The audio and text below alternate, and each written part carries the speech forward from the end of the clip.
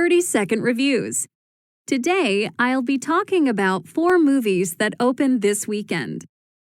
First, we have A Summer by the Sea, a romantic comedy starring Brandon Smith. He plays a handsome but shy fisherman, and Zoe Mitchell plays the beautiful girl next door. They meet, they fall in love, they fight, and then they get back together. Oh, sorry, I told you the ending. But don't worry. You have seen everything in this movie 1,000 times before. That might be okay in a funny movie, but I didn't laugh once. In fact, I think I slept through part of it. Seriously, don't waste your money on this one. There is another comedy this weekend, The Treehouse. And if you want to laugh, this is the movie for you.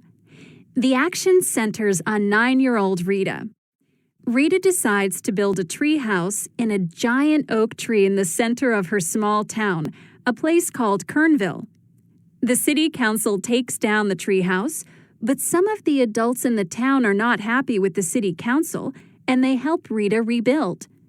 Pretty soon, the whole town is fighting about the treehouse. The story sounds silly, but the writing is excellent.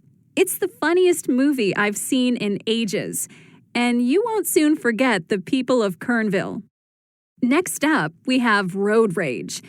This science fiction story takes us 100 years into the future. Earth is in trouble.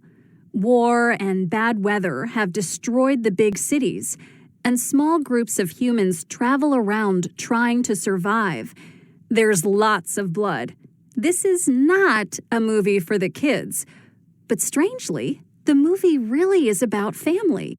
The story is fascinating, and the acting is wonderful.